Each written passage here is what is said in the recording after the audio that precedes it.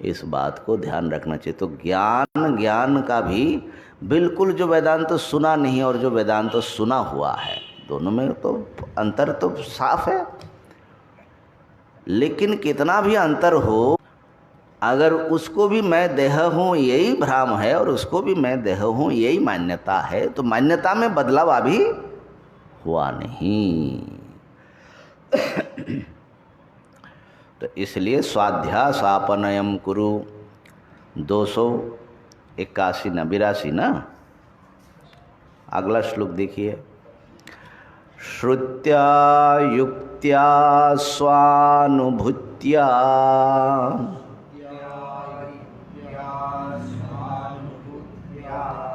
ज्ञात्वा सर्वात्म्यमात्मनः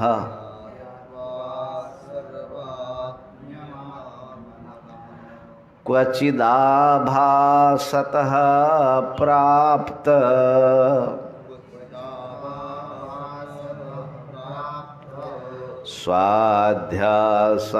स्वाध्यासापनयं कुरु।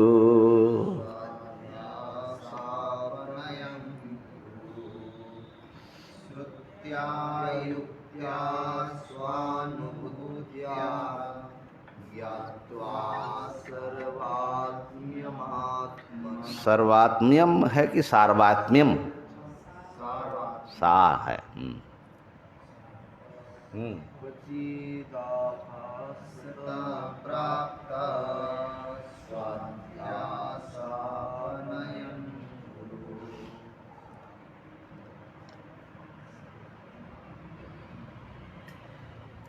उसी बात को अभी जो हम लोगों ने चर्चा की उसी को देखिए स्पष्ट कर रहे हैं। श्रुत्या माने श्रुति के आधार पर, युक्त्या और युक्त अनुभूति, इन तीनों के द्वारा आत्मनः सार्वात्म्यम, अपनी जो सर्वात्मता है, सर्वरूपता है, ब्रह्म रूपता है कि मैं ही सब कुछ हूं, उस सार्वात्म्य को माने सर्वात्मत्व को ज्ञात्वा जानकर,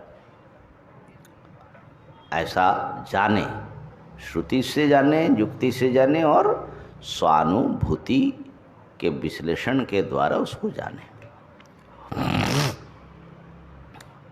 ऐसा होने पर भी क्वचिद आभासतः प्राप्त, किसी काल में आभास रूप से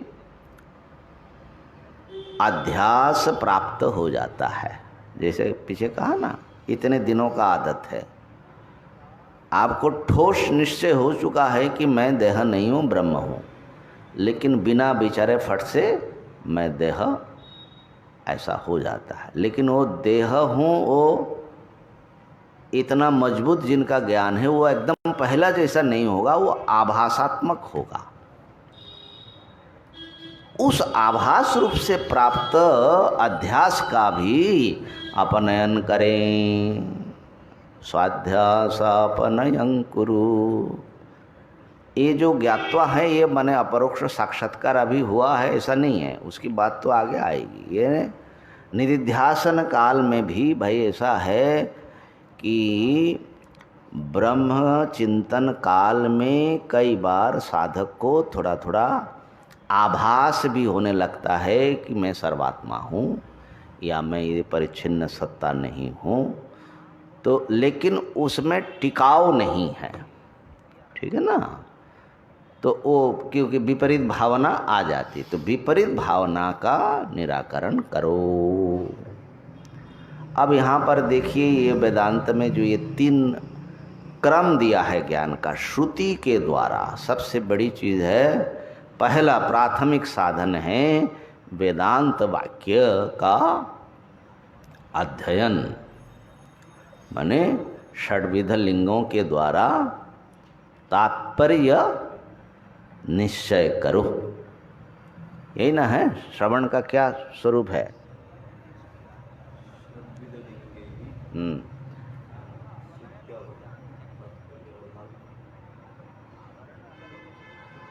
श्रवण किसको बोलते हैं? वेदांत में जो श्रवण मनन निधिध्यासन, ये जो आत्मदर्शन के 3 उपाय बताए, श्रवण का स्वरूप क्या है?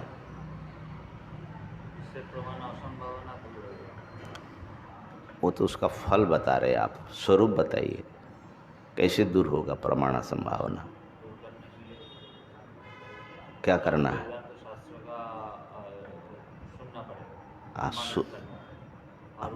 अरे भाई, सब मिलके उसका तात्पर्य अर्थ निर्णय सुनो, उसके तात्पर्य। बिहारी जी, श्रवण का स्वरूप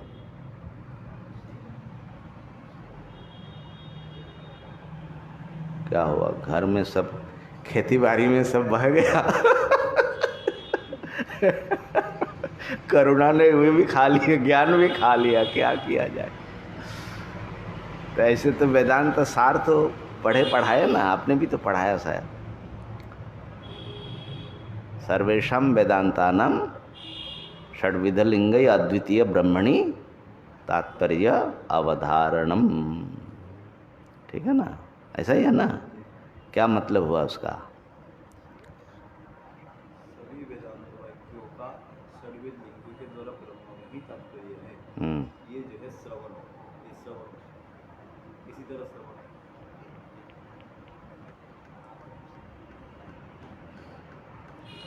हाँ, तो तात्पर्य ब्रह्म में है ऐसा निश्चय, ऐसा अवधारण, उसका श्रवण बोल रहे हैं। कुछ लोगों ने कहा तात्पर्य निश्चय के लिए जो कुछ करते रहते हैं हम लोग, सुनना, देखना, उपक्रम, उपसंहार, ये जो मानस व्यापार है, ये मानस व्यापार को श्रवण कहा जाता है। माने अध्ययन, गहरा अध्ययन जो है उसको श्रवण कहते हैं। आजकल की भाषा में अध्ययन कहना ज़्यादा अच्छा है। गहरा अध्ययन, गहरा इसलिए कि वो उपक्रम में क्या है, उपसंहार में क्या है, युक्तियाँ क्या है, इसका माने पूरा शास्त्र का एक निचोड़ निर्णय के रूप में, ये शास्त्र का निर्णय है। ऐसा निर्णय, शास्त्र निर्णय का निर्णय हो जाए, शास्त्र तात्पर्य का निर्णय हो जाए। अभी जैसे मान लीजिए कि कई बार ऐसा प्रश्न आता है, तब पता लगता है कि शास्त्र का इस विषय में क्या तात्पर्य है, ये हम लोगों को पता नहीं लगा। हाँ, उदाहरण के लिए कि जीवन मुक्त वो प्रारब्ध का भोग करते हैं कि नहीं?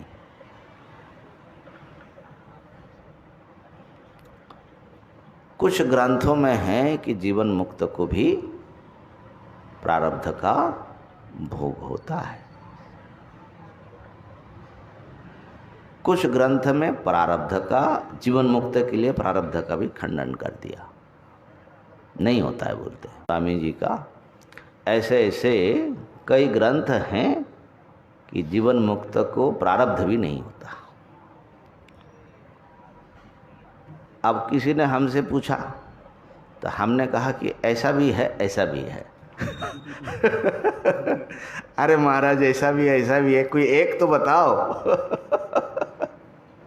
तो क्या करे भाई, शास्त्र ने ही दोनों बात कही, ठीक है ना? अरे शास्त्र का तात्पर्य बताइए।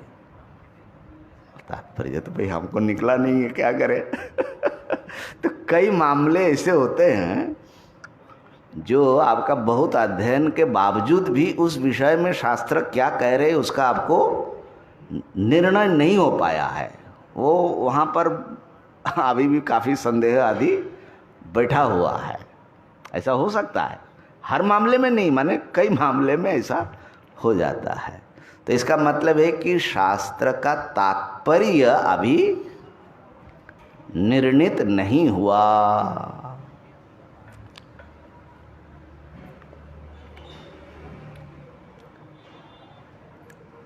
तो जीवन मुक्त का प्रारब्ध है या हाँ। नहीं?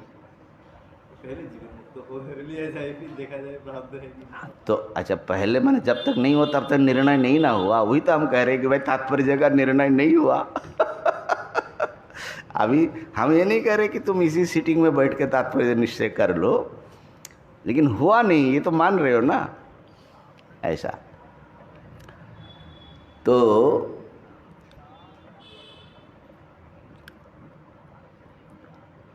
श्रवण जब आपका कंप्लीट होता है तो शास्त्र का, माने वेदांत शास्त्र का तात्पर्य क्या है कि एक अद्वितीय ब्रह्म वही सत्य है और वो मैं हूँ, इससे भिन्न द्वितीय वस्तु का स्वीकार वेदांत शास्त्र में नहीं है। इतना निर्णय जो है उसको असंदिग्ध हो जाता है।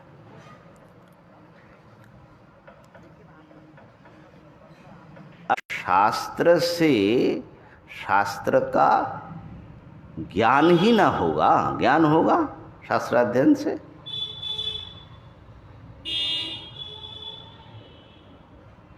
ऐसा न बता करके ये तात्पर्य शब्द बीच में कहाँ रखा? तात्पर्य निश्चय क्यों बता रहे? तात्पर्य का निश्चय वेदांत वाक्यों का तात्पर्य का निश्चय होगा कि एक अद्वितीय ब्रह्म ही इसका तात्पर्य है। तात्पर्य निश्चय और शास्त्र निश्चय में अंतर है। शाब्द बोध, शब्द जब कोई वाक्य प्रयोग होता है तो उसका शब्द सुन करके जो शब्दों के पद पदार्थ का जिसको ज्ञान है, उसका पदार्थों का परस्पर संबंध होकर के वाक्यार्थ बोध होता है, उसको बोलते हैं शाब्द बोध। जैसे किसी ने कहा गाम आनय, तो ये जो सुना, जिसको गाम इस पद का अर्थ मालूम है, आनय इस पद का अर्थ मालूम है, तो वो जोड़ पाएगा दोनों पदों के अर्थों को जोड़ करके। गाम माने गौ को, आनय माने ले आओ, तो गौ को ले आओ ये बता रहे। गुरु ने आदेश दिया गाम आनय, तो शिष्य जो है पद पदार्थ का उसको ज्ञान है, सुनते ही आप क्या बोल रहे हो झट से उठ करके गया, क्योंकि शब्द बोध हुआ है ना। शब्द बोध, शब्द से क्या बोध होता है? जैसे ही धुआं देख करके बन्ही का ज्ञान हुआ, निश्चय हो गया, वो अनुमान प्रमाण से, तर्क से। इसी प्रकार किसी ने आकर के कुछ विवरण किया, किसी चीज़ वो देख करके आए हरिद्वार आदि में, उनके शब्द सुन करके हमको शब्द का बोध, शब्द का बोध नहीं शाब्द बोध हुआ। शब्द बोध और शाब्द बोध में भी अंतर है। क्या अंतर है?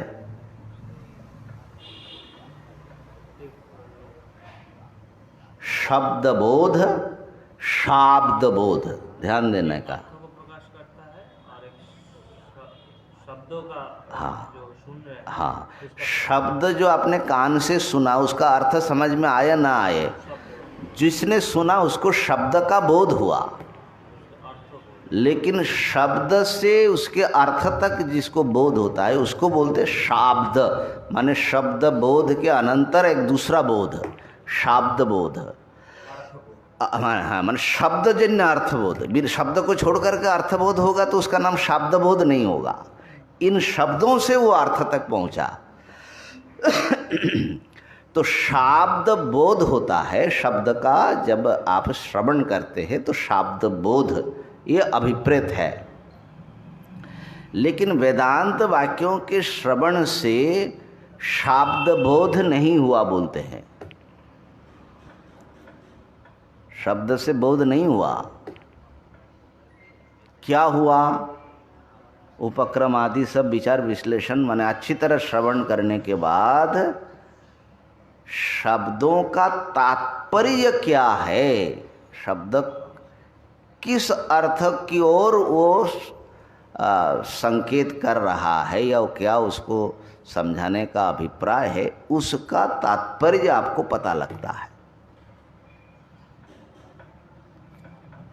ये कभी सुना नहीं होगा।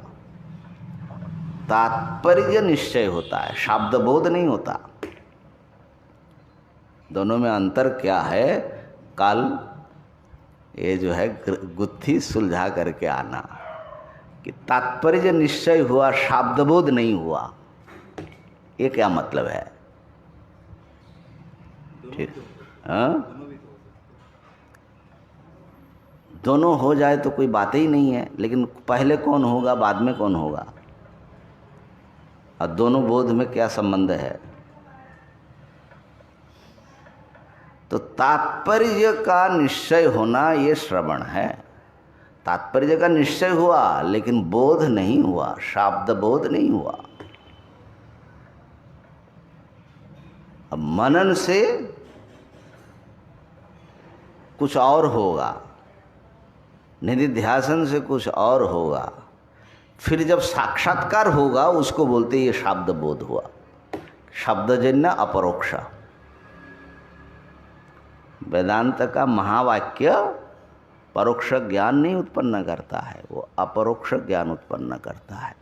ये सब बहुत सारी प्रक्रिया इसके बीच में है, लेकिन मोटा मोटा ये थोड़ा सा विचार करके आना कि तात्पर्य निश्चय होना और अर्थ का निश्चय होने में क्या फर्क है। तो यहाँ पर इस श्लोक को पूरा करता हूँ, क्योंकि शास्त्र में क्या है ये तो आपने समझा, लेकिन आपने अपने स्वतंत्र युक्तियों से आपने इसका पोषण समर्थन नहीं कर पाया, तो वो युक्ति विरुद्ध ज्ञान माने बिना समझे स्वीकार करना होता है, युक्तियाँ। इसलिए बहुत लोग सोचते हैं कि शास्त्र में कह दिए, इतना माथापच्ची करने की क्या ज़रूरत है। बहुत ज़रूरत है वेदांत में, माथापच्ची किए बिना काम चलेगा नहीं। माथापच्ची माने युक्ति से उसको समर्थन जब तक नहीं कर पाएंगे तब तक आपका ज्ञान कच्चा है।